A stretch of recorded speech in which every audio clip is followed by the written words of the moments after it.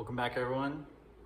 Just about done with this LJ, so let me take you through a couple things. I already got it back on the wheels and tires, just swapping the tires over now.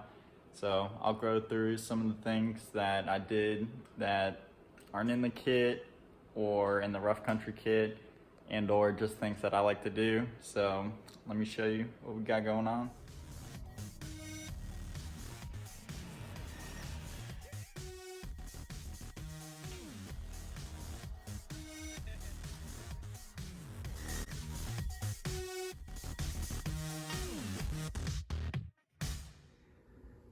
All right, so let me go over some of the things I had to do on the front.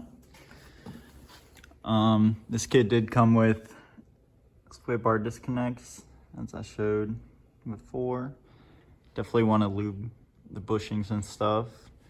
All the bolts and the suspension bolts were tightened when it was on the wheels at ride height. You don't want to tighten them at full extension, set it down, and put all your bushings in a bind, and then they'll wear out prematurely. I'm about to do a alignment. It's a little harder with the Y link on there, but I could still do it with the tape measure. It's just going to take me a while. As I did say, I did recess the bolts and the bump stops just because I have a mini lathe, so figured I'd do that.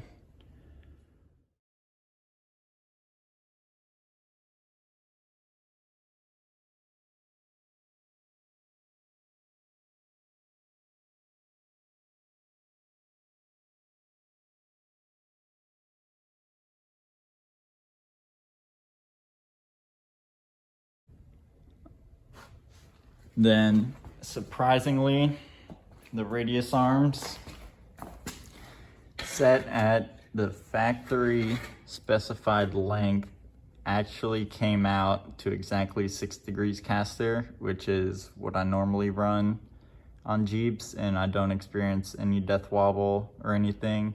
6 to 8 is what you want, and the 4-inch, it was a lot lower, so it had less caster, but their specs were spot on. As far as the rear, I used their specs or lengths, and the drive shaft was angled a little down compared to the pinion. So on a CV drive shaft, you want the pinion pointed straight with the drive shaft. So I only had to do 2 turns on the lowers to pull and lift the pinion up, and that was right on point. So as far as adjusting the control arms, I did very minimal, which I'm actually really surprised. Another thing, I did weld a new muffler on here. We just went to the auto parts store, got a Thrush Turbo muffler, like 35 bucks, and just got a 18-inch piece of straight pipe, and now it has plenty of clearance between the link arm and that. It was also wanting to contact the shock right here, so I made sure when I welded it, it has plenty of clearance. Another thing I did was use the factory front sway bar bolt in place of the track bar bolt because it has the round head, which is smaller.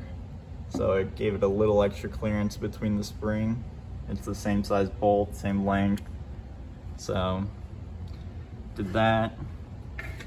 Another thing, I don't know if I mentioned it, but you definitely want to put anti-seize on your Johnny joints when you thread them into the links. They don't powder coat the inside of the links because no one really does that. So if you have to make adjustments or want to go from a 4 to a 6, everything's the same, you just change the springs. So if you have to go to adjust it, you want them to be able to spin the next time you're trying to do that. Also, for now, I just zip tied the e-brake cables on there. I gotta take that nut off.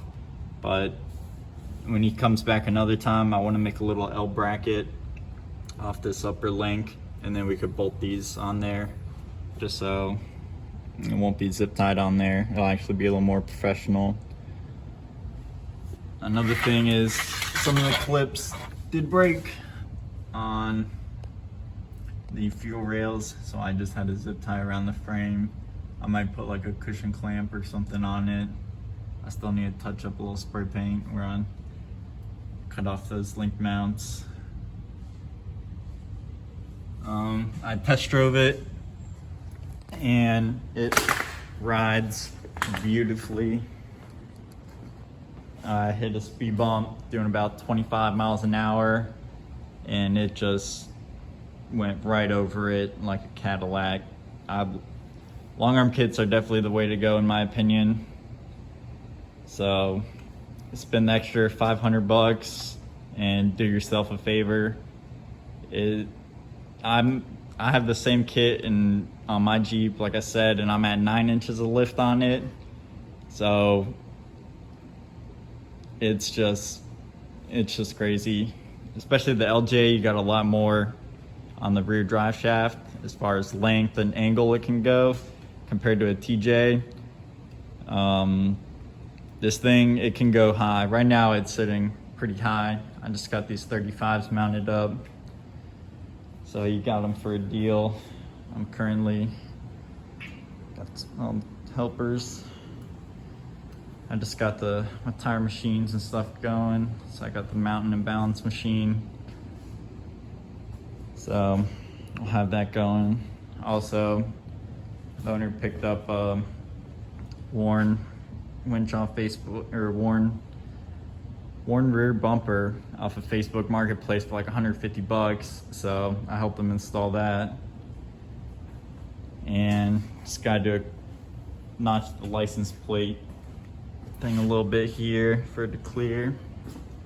But going from the 33s, which have, I mean, you could have ran it like that, but it just looks so much better with the 35s. I'll get another video when I got the one side all the way on. Now the only problem is I'm probably got the air down. Get out this little garage door because it's pretty high now. But as far as all the Jeeps I've put together and all the lift kits I've done on TJs, LJs, this by far is my favorite one. It just feels so big driving it, and it's gonna flex like crazy, and it rides so nice, especially with the gas charged shocks. This is definitely one of my favorite vehicles. Right after my Jeep, because you know I built my Jeep, so there you go. Another very important thing, I bought him a grease gun, and I got the quick disconnect clamp on there. It has Super Lube PTFE grease in it, which is almost like dielectric. This is very specific. These joints down here, Johnny joints, they have Delrin plastic in them, and regular chassis and lube grease will degrade the Delrin, so you will actually wear out the bushings like 3 times as fast if you use regular grease. I'll put a link in the description on what I bought. I just got off Amazon. It was like 15 bucks, and only the Johnny joints and the sway bar links where the rubber is get that.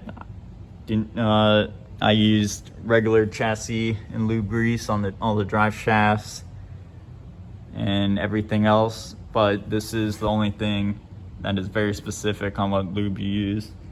And if you lube it every time before you go wheeling, these joints will last a very long time. All right, so I'm gonna get these tires changed over, so let's get to it.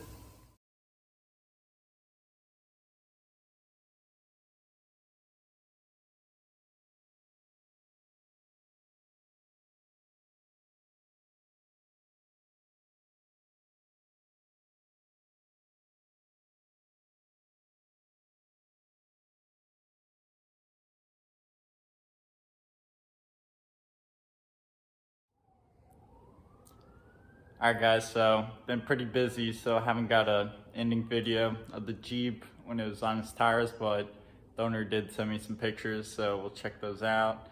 Got the shop all cleaned up, so ready for the next project. Thanks everyone for subscribing, and I'll keep the content coming. I just got a 95 Mustang 505 speed, so turn that in my new daily. That's gonna be my next video, so stay tuned. You could also follow me on my Instagram at GT Customs Dania _ between GT and Dania, and I'll see you next time.